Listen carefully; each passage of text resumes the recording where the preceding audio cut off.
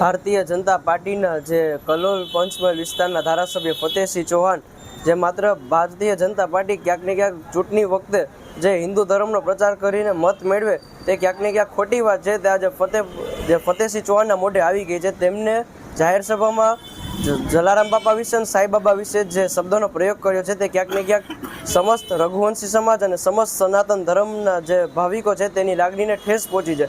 ક્યાંક ને ક્યાંક ભારતીય જનતા પાર્ટીએ ધારાસભ્યોને ત્વરિત હકાલી કાઢવા જોઈએ અને ફતેહસિંહ ચૌહાણે વીરપુર આવી અને શિરડી જઈને બેયને માથું ટેકી અને સાથે સાથે ભક્તોની પણ માફી માગવી જોઈએ. અને મારો CR પાટીલ અને માનનીય મુખ્યમંત્રી શ્રી ભૂપેન્દ્રભાઈ પટેલને અનુરોધ છે કે આ ધારાસભ્યો સામે કાયદેસરની કાર્યવાહી કરવામાં આવે અને આગળ જતા જે ધારાસભ્યો આવી ટિપ્પણીઓ આપે તેમને જો તેમની સામે રઘુવંશી સમાજ અને સનાતન ધર્મ વિરોધ કરે તો તે નવાઈની વાત નથી.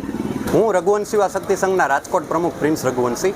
હાલમાં સોશિયલ મીડિયામાં કલોલના ધારાસભ્ય ફતેહસિંહ ચૌહાણનો જલારામ બાપા વિશે અભદ્ર ટિપ્પણી કરતો વિડીયો વાયરલ થયો છે. તે માટે સમગ્ર રઘુવંશી સમાજ તેમજ 18 વર્ષના તમામ જલારામ ભક્તોની લાગણી દુભાઈ છે.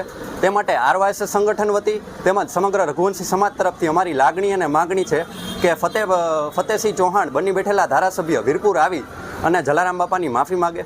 જો આવું બની બેઠેલા ધારાસભ્ય દ્વારા કરવામાં નથી આવતું તો આવનારા સમયમાં RYS સંગઠન દ્વારા સમગ્ર ગુજરાતમાં વિરોધના સ્વર ફળી ઉઠે તો નવાઈની વાત નથી.